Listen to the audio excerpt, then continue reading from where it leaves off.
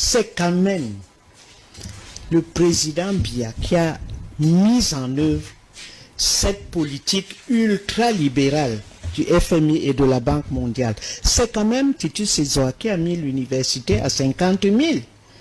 Partie de l'université gratuite, passer directement à 50 000 pour des bourses faibles. C'est quand même ce régime qui a supprimé les bourses d'études. On donne des bourses à beaucoup de gens, hein, mais il faut qu'ils soient dans le réseau, dans le sérail. Il n'y a pas de concours de bourse, il n'y a rien, mais on attribue. Vous voyez un monsieur qui vous dit, oui, moi j'ai fait de mes études en Grande-Bretagne. Ah bon, comment? Eh ben oui, j'ai eu la bourse du Cameroun. Oui, oui. Bon, on est arrivé au Cameroun en 80 avec tous les voyants économiques au vert. Qu'est-ce qui s'est passé? Qu'est-ce qui s'est passé? Vous dites on a eu un putsch. Le putsch a duré combien de jours? 2 jours. Et après le putsch a été éteint. Le président a repris ses fonctions. Vous dites qu'après le putsch, il y a eu quoi? Les villes mortes. Les villes mortes ont cassé les routes. Mais c'est tout le temps le président de la République. Je vais aller au FMI comme si les Camerounais étaient des fainéants. Est-ce que c'est normal de dire aux Camerounais que, puisque vous ne travaillez pas, moi je suis obligé d'aller au FMI?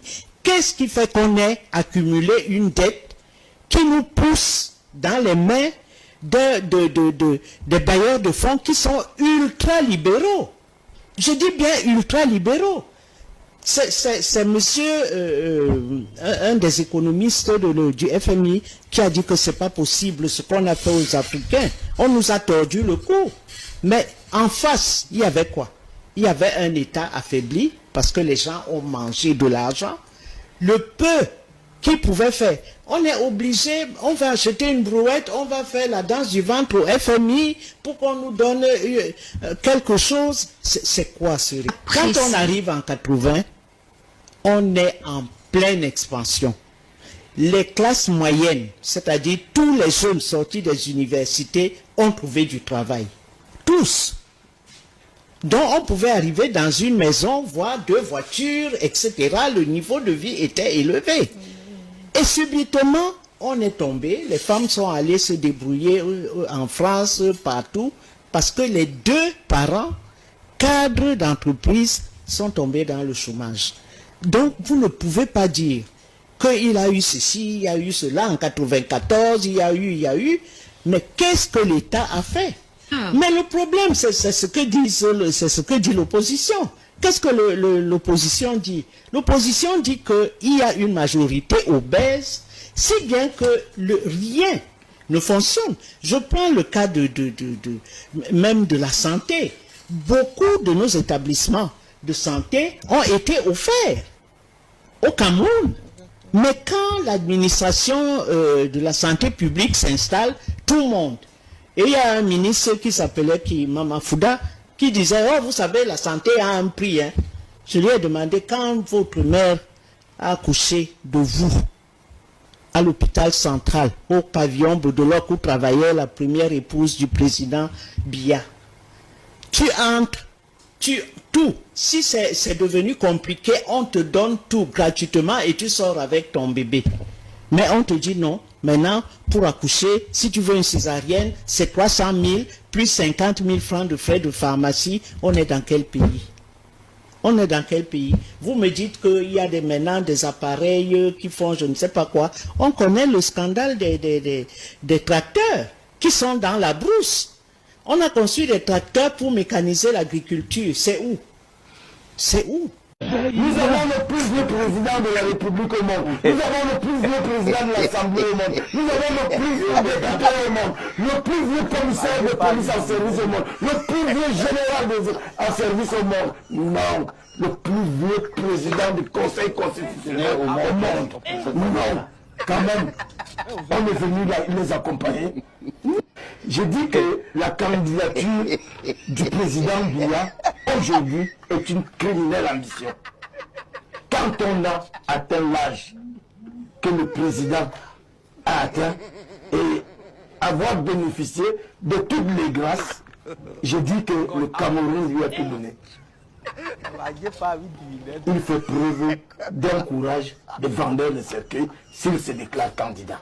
Ah bon? Regardez, le Cameroun détient tous les records. On a coutume d'appeler le bétail électoral. On a utilisé des enfants pour pouvoir faire croire dans un but précis. Et c'est ça qui est critiquable. Que vous demandiez à des enfants de venir exprimer avec leurs mots à eux, avec leurs impressions, ce qu'ils peuvent ressentir est dans leur intérêt. Donc, on ne peut pas mettre sur un même plateau, chers confrères, la présentation des enfants comme étant des gens qui viennent exprimer leurs désirs pour qu'on puisse les entendre, et la présentation des enfants qui sont utilisés dans le contexte que on voit là aujourd'hui. Je dis c'est déplorable. Voilà. Alors, également. Dégradés, maltraités, lézardés, certains édifices qui abritent les sous-préfectures sont devenus un véritable calvaire pour leurs locataires. Partout au Cameroun, plusieurs sous-préfectures ont urgemment besoin de modernisation. Zéro toilette, zéro ampoule, parfois grillées sans l'aide des néos, parce que très mal entretenues.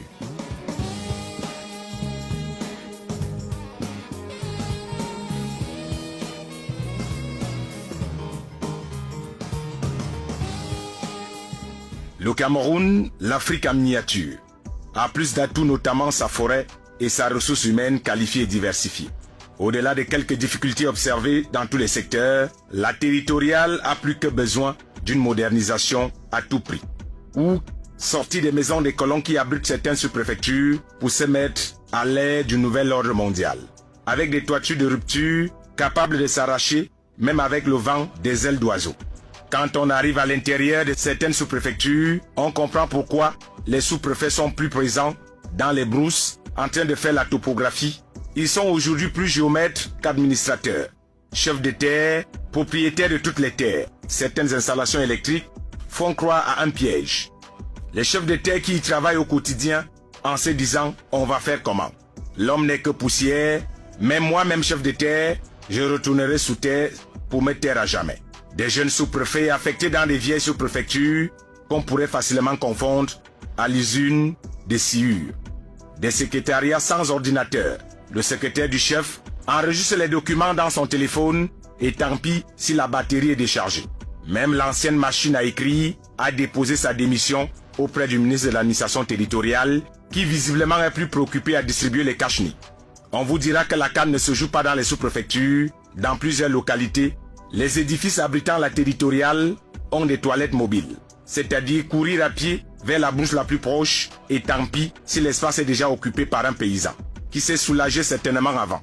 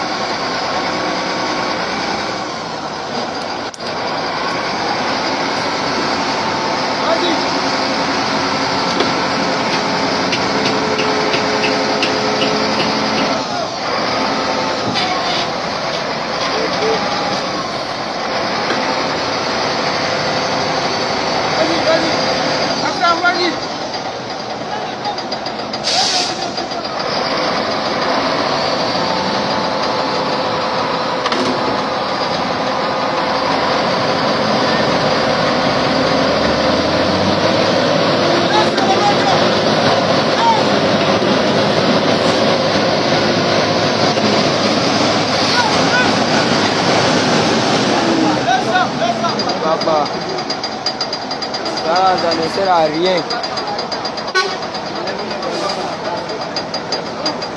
Oh, ça ne peut pas. Ça ne peut pas. Il faut au moins 5 camions derrière là pour tirer ça. Sinon, c'est pas possible. On ne peut même pas.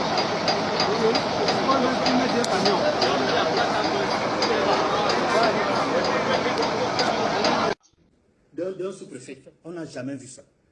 Ou utiliser l'arme pour déstabiliser pendant les manifestations publiques. Je ne l'ai jamais vu. Pendant 37 ans de métier de journaliste et de reporter, je n'ai jamais vu ça.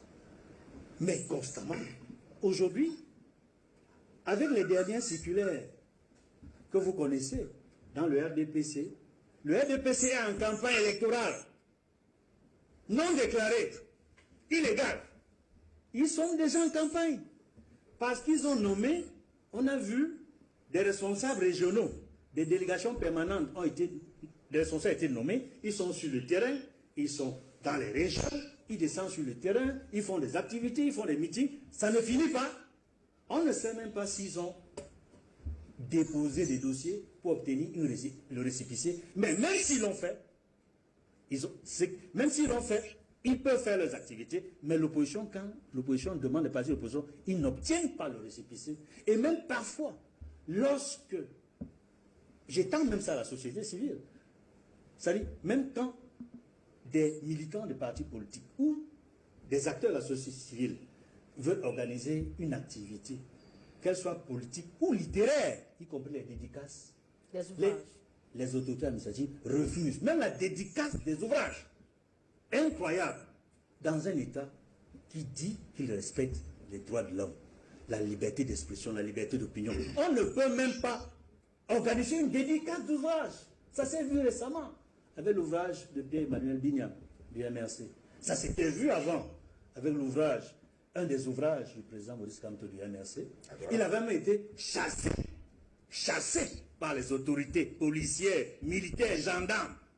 On l'avait raccompagné jusqu'à la Dibamba, qui quitte le littoral, qui quitte le Wouri, comme un malpropre. Un homme politique traité comme un malpropre, comme personne non grata dans son propre pays. Et vous appelez Cameroun état de droit. Ce que nous vivons à la veille de cette échéance électorale importante d'octobre 2025, donne des frissons. Parce qu'on ne sait pas comment ça va se terminer. On ne sait pas ce qui va se passer. Si les autorités administratives, gouverneurs, préfets, sous-préfets se comportent de la sorte, cela signifie que nous avançons lentement mais sûrement vers un choc, vers une situation difficile à déterminer à la fin. Si l'opposition et la société civile ne peuvent pas organiser librement pour l'opposition des activités politiques, pour la société civile, des activités de la société civile. Parce que la Constitution, notamment, reconnaît la liberté d'expression, liberté d'opinion, la liberté syndicale. Même les syndicats ne peuvent pas s'exprimer dans ce pays. Et c'est dommage. Maître Moustapha Ngouadan pour sortir. Quand vous ne soutenez pas les leaders de l'opposition, vous vous attendez à quoi? Donc ce sont les enfants des fous qui doivent toujours se mettre au chaud, non? Combien d'universitaires prennent les responsabilités que je prends? Ils sont combien? D'où la question que je vais vous suivre aux journalistes. Qu'est-ce qu'il y a lieu de faire pour que le peuple timoré, d'une pusillanimité à nulle autre pareille, sorte de sa torpeur? Parce qu'en tout état de cause, c'est le peuple qui est le déterminant de cette élection. La preuve en est qu'il y a des inscriptions massives. Et ces inscriptions massives ne se font pas pour le R1, non, c'est pour le chasser. Notre peuple a besoin d'éducation à la citoyenneté. C'est pour ça qu'on interpelle les journalistes. Beaucoup pensent, encore il y a des jeunes, je ne sais pas à quel pourcentage, au nombre de quels ils sont, ou encore beaucoup de personnes au Cameroun pensent que vous êtes un pion du gouvernement et que vous ne faites que jouer à la comédie et puis jouer un jeu d'acteur et que vous ne faites pas partie de l'opposition, que vous êtes un pion du gouvernement. Que répondez-vous à ces personnes, à ces jeunes, à ces Camerounais? Je leur réponds. C'est pas à eux que je réponds, mais c'est aux journalistes que vous êtes que je réponds. Lorsqu'ils vous ont dit ça, leur avez-vous demandé des preuves pour recouper l'information? Parce que avant de venir à l'antenne, j'ai été journaliste. le travail du journaliste, c'est que lorsqu'il collecte une information, avant de la diffuser, pour ne pas diffuser une connerie, bien sûr, il recoupe l'information. Donc le recoupement de l'information, ça veut dire, lorsqu'il y a on part donc du postulat qu'il a été porté à votre connaissance une accusation. Bien sûr. Et avant donc de venir la délivrer à l'antenne, comme vous êtes en train de faire là maintenant... Il ne fait pas une affirmation, non? C'est pas une affirmation. Il est en train de poser une question. Donc vous démissionnez de votre travail de journalisme. Et c'est moi qui dois faire le boulot à votre place. Pas du tout. Il pose une question, il y a un constat qui a été fait. Peut-être qu'il n'a pas eu... c'est lui qui a fait le constat que je suis pion? Non, pas du tout. C'est pas moi qui fais le constat. Attention. Il a fait le constat que les gens disent une chose. Mais je lui pose la question. Vous n'êtes pas honorable, vous... Ils n'ont pas de preuves. Ce sont des discours qui se tiennent sur les réseaux sociaux. Maintenant, vous êtes la personne la mieux indiquée pour peut-être répondre à cette question-là. Mais je croyais que je suis ici dans un média sérieux. Vous l'êtes dans les réseaux sociaux. Il y a et des fous, et des très fous, et des mal fous, et des gens brillants. Lorsque vous dites que vous êtes dans les réseaux sociaux, on doit tenir compte également de ce que vous savez, on a dit dans les réseaux sociaux, par exemple, que j'ai égorgé une jeune fille à soi. Pourquoi vous ne me posez pas la question? C'est ce qu'ils disent, ce n'est pas seulement dans les réseaux sociaux. On veut dire que aussi dans les réseaux sociaux, dit. Donc, ce qu'il veut... On a dit dans les réseaux sociaux que je suis un grand maître de la franc-maçonnerie. Pourquoi vous ne me posez pas la question? On parle des élections présidentielles. On parle des élections présidentielles. On a dit dans les réseaux sociaux que je suis le pion de la France et des États-Unis ensemble. Pourquoi vous ne me posez pas la question? Peut-être parce que ça ne concerne pas directement les élections. Si. C'est justement dans cette perspective qu'on l'a dit. Pourquoi vous ne me posez pas la question? Mais vous devriez. Honorable, qu'est-ce que vous répondez? Mais je vous réponds que j'attends des preuves de ce que vous dites. Je dois répondre des preuves, pas des choses que les gens racontent. Non, mais enfin, prenons-nous au sérieux un seul instant. Si je devais répondre à toutes les choses que les gens racontent, je passerais ma vie dans des studios comme ceci. Alors pour l'élection, parce que je suis une personne publique. Et n'importe quelle personne qui a bu 2 bières peut avoir une illumination alcoolique ou alcoolisée. Et je ne veux pas me mettre à répondre à ça. Très bien, honorable. Pour qu'on puisse rester vraiment dans la thématique des élections potentielles, pour les élections potentielles qui arrivent, au-delà du programme politique, quelle est la stratégie du PCRD? Du Sahara, pourquoi vous désolidarisez de l'ATP alors que vous tenez pratiquement le même discours que Olivier Billet? Je vais être clair. Oui. C'est parce que nous avons compris que à l'ATP, c'est une affaire de duperie. Pourtant, le discours est le même. Oui, le discours est le même au fond. Oui. Même. Encore, il faut que je vous le dise. Je suis l'un des concepteurs du projet de l'ATP, avec des acteurs. Nous sommes assis et on a pensé ce projet. Mais le premier projet, vous voulez que je le cite? Allons-y. Olivier Billet. Oui. Quand Olivier Billet vient me voir pour la première fois, vous savez le langage qui me tient? Il me dit, prof, on a trop souffert comme ça. L'opposition là ne paye pas. Appelons Paul Biya. Je ne dévoile pas un secret, il a dit partout, appelons Paul Biya, qui vient nous sauver. Mettons en place une tradition, allons lui proposer le projet, et nous allons nous battre pour qu'il soit élu, en nous intégrant. Je lui dis, mais mon Dieu. Mais au moins, logiquement, alors, si le projet est accepté par Paul Biya, c'est le même résultat à la fin. Si vous cherchez le résultat. Alors, il peut être Olivier Billet est conduit. Il rencontre 2 acteurs avec le même discours. Il se rend compte que la pilule ne passe véritablement pas. Ça, je vous en parle, vous le savez très bien. Il revient donc avec le plan B, qui est celui de la transition, sans Paul Biya. Je dis, dans ce cas, nous pouvons y aller. Mais il se passe que, je découvre que Olivier Billet, Célestin Djamène, ils ont des accords avec le ministre Momo, qui les attire en leur disant, vous savez bien l'histoire de Miss Momo. L'opposition ne paye pas. Il faut aller à la mangeoire. On n'engueule pas celui qui partage la viande à la réunion. Et vous voulez que je marche avec des gens comme ça? D'où la rupture entre Mouna et l'ATP. D'où la rupture entre le parti Univers Mouna n'est pas et l'ATP. C'est parce que il n'est pas signataire du manifeste de l'ATP. Lorsque j'ai senti que j'allais être piégé dans cette histoire, j'ai rencontré Mouna. Je lui ai dit, grand frère, puisque nous parlons comme ça entre nous, grand frère, tu as vu ça avant. Par son expérience, Mouna c'est quelqu'un de très mieux. Il a vu ça avant moi. Heureusement que j'ai aussi vu. On a dit que ceux qui sont restés à l'ATP n'ont pas vu ce que vous avez vu et ils disent que vous avez... Non, Dieu comme Tchamini est parti, l'un des penseurs du projet de transition. Dieu comme Tchamini est parti. Aguerre-Mouna est parti. En confondant avec le parti Univers, nous sommes partis. Beaucoup sont partis. Il ne reste plus que ceux-là qui sont là pour leur part. Et l'autre côté, vous n'avez pas votre part.